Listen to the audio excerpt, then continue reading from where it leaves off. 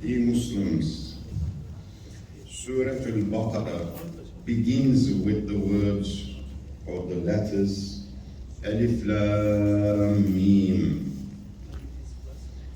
And much have been said about their meaning. People were learning to read.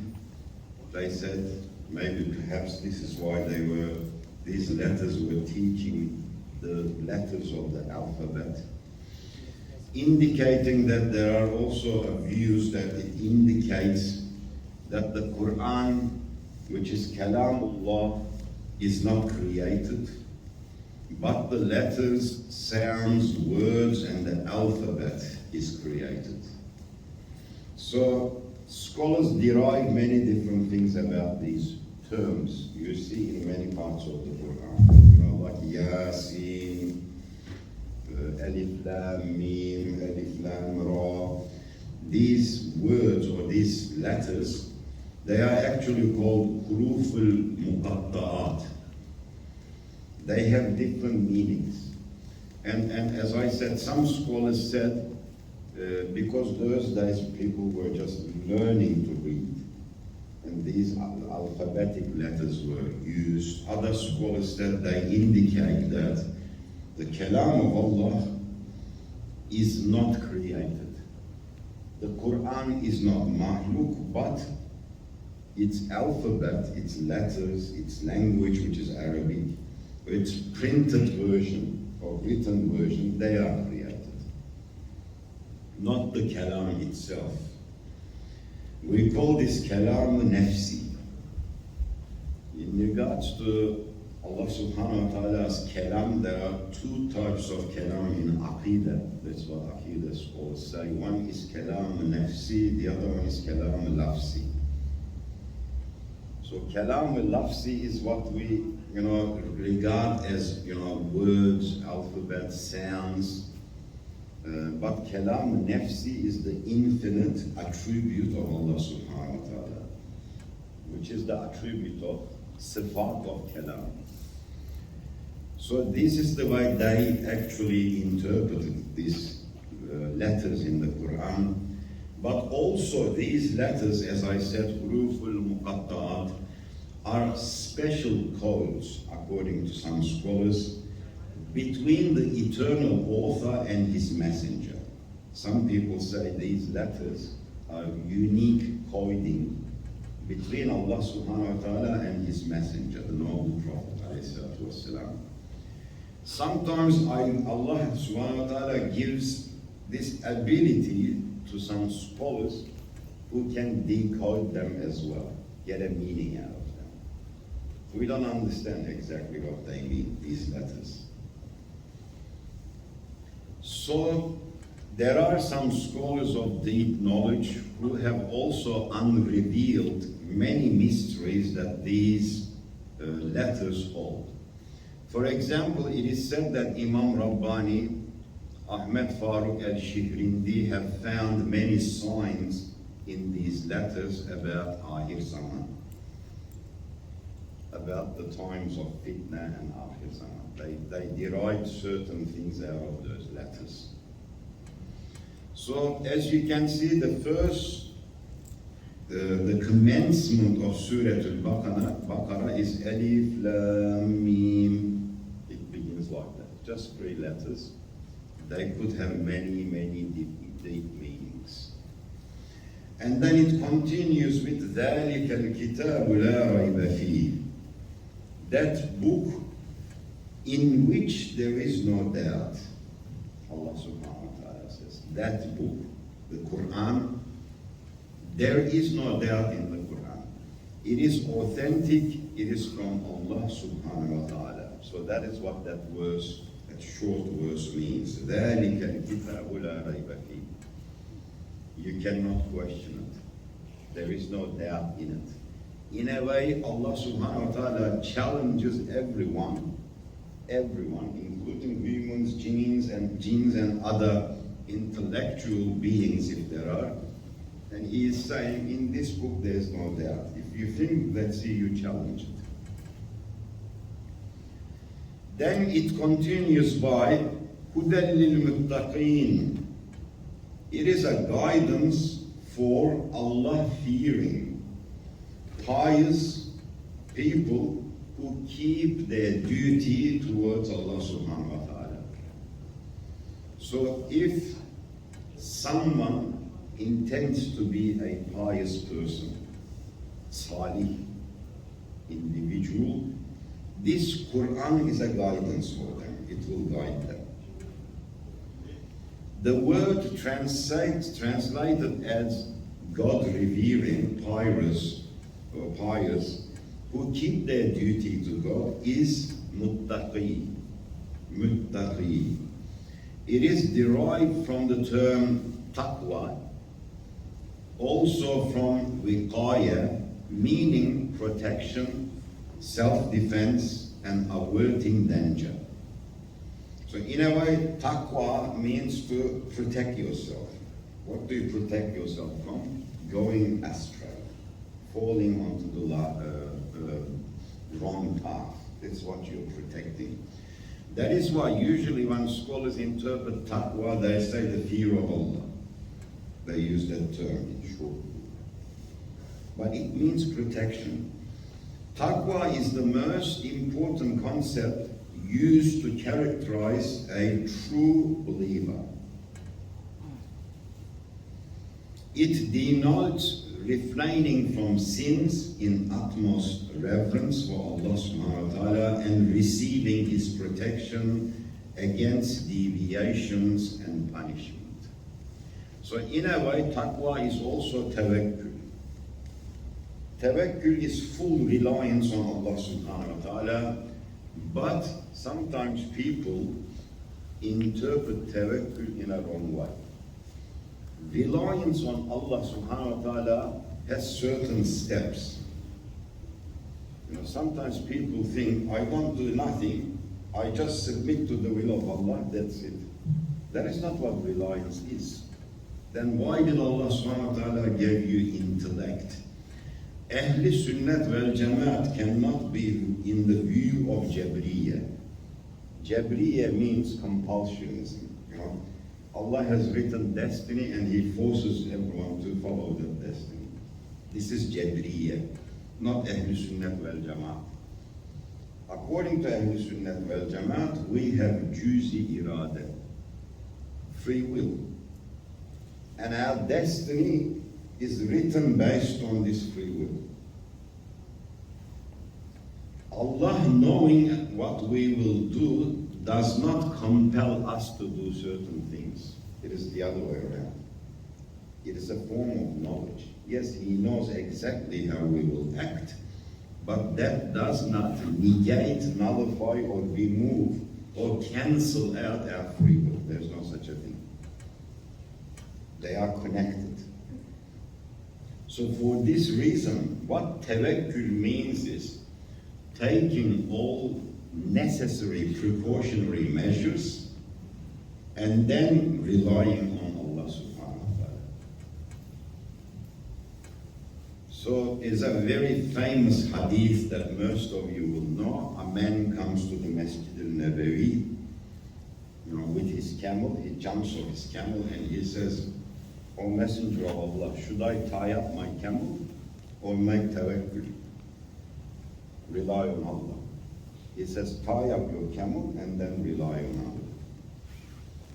So you got the responsibility to adhere to the laws of causality, laws of physics, cause and effect. Who created them? Allah subhanahu wa ta'ala. Some people take the Quran literally. They say, look, this is the hukum of Allah. This is the law of Allah. Yeah, what about the others? What about gravity? That's a law of Allah too. Did someone else make that? Hasha. Just as you obey this, you need to obey that as well.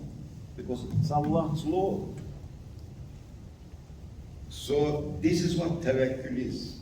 We obey Allah's laws, which are called sunnatullah. In English they call them natural laws, but they are sunnatullah, because they're all created and implemented by Allah subhanahu wa ta'ala. We obey them, and at the same time we make tawakkul. That's what it is. So if you get sick, you go and get treatment.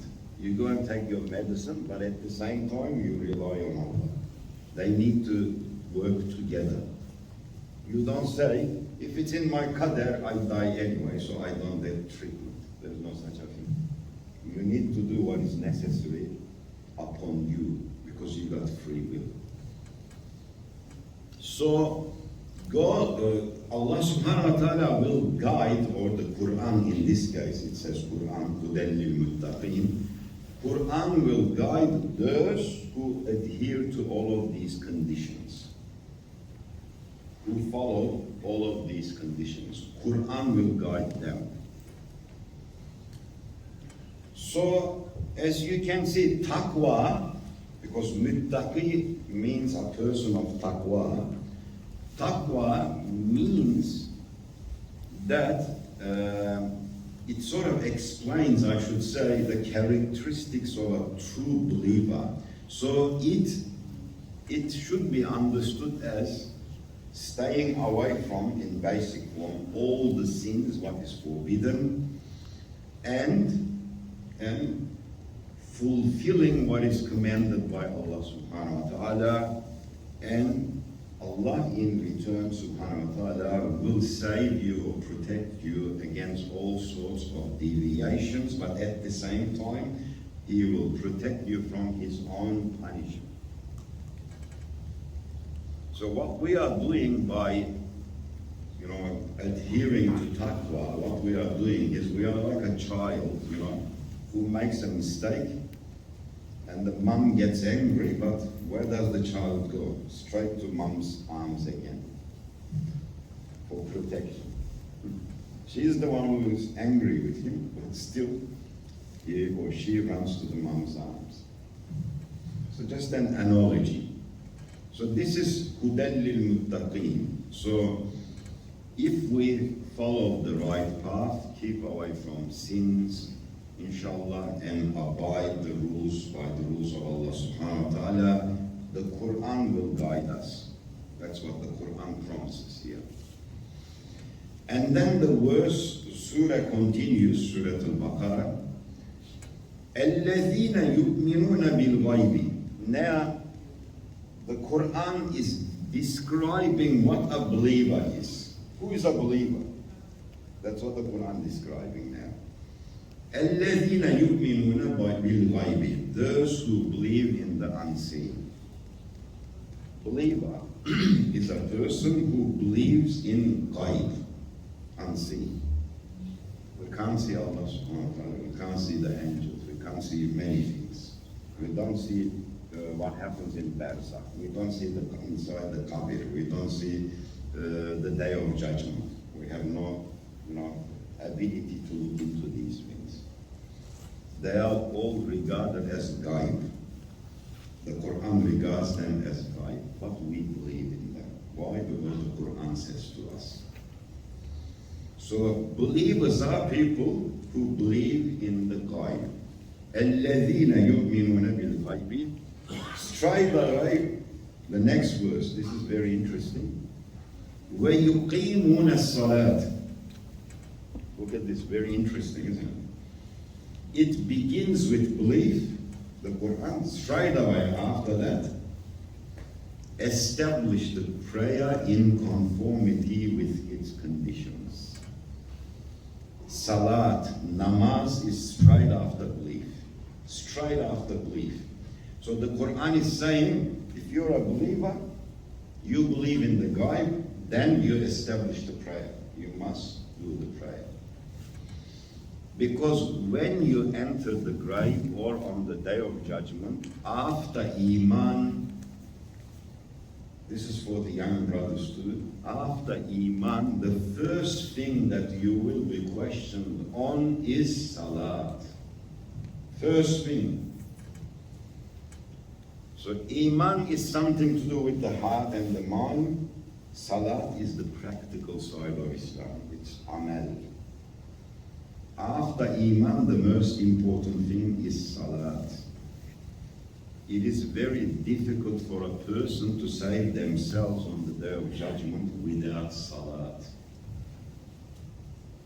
So salat should never be neglected. And then we are following the Surah Al-Baqarah. As I said, الَّذِينَ يُؤْمِنُونَ بِالْغَيْبِ, those who believe in the unseen, وَيُقِيمُونَ الصَّلَاةِ.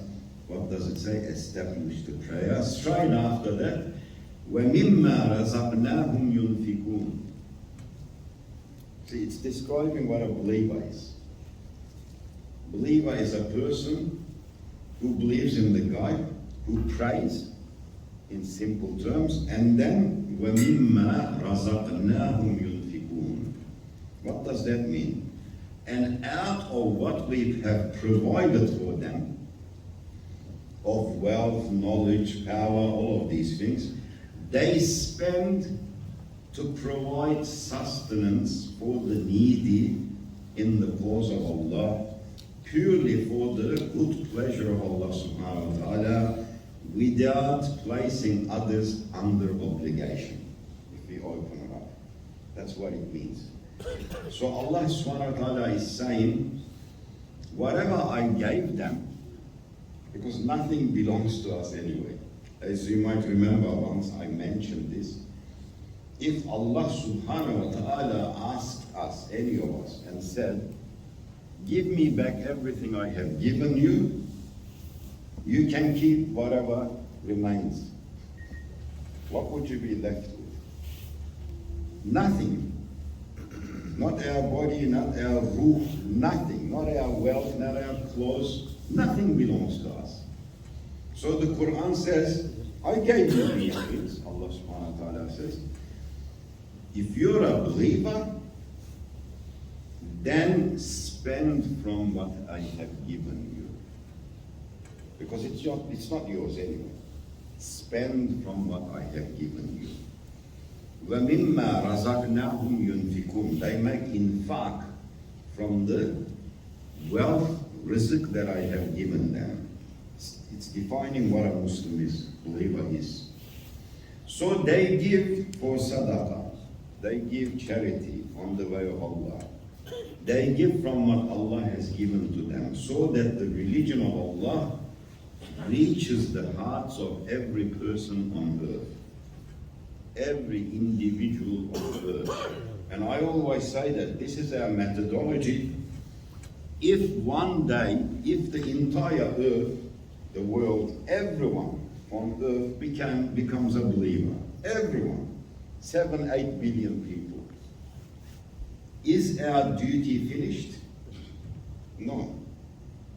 Then we will look for some technology and say, maybe we should go to that system, that galaxy there. There may be other beings there who don't know Allah subhanahu wa ta'ala. We should explain His religion to them. We should explain the Quran to them as well. This is the mission. It never ends until we die. There is no such a thing as, I have become a pensioner, I have retired in Islam. You retired when you give your last breath. That's when you retire. So they give from the rizq what Allah subhanahu wa ta'ala has given to them on His behalf, on His path as well. And they give it in the awareness of that it is a type of worship. Giving sadaqah, charity, donation, helping people is a form of worship, just like prayer, just like reciting the Quran, just like fasting, just like going to Hajj. It is a form of prayer. It's a form of worship. That's what sadaqah is. Because this is the main objective of being created, to worship Allah. That's what the Quran says. I have created the jinn and humans so that they may worship Him. This is the purpose of your creation anyway.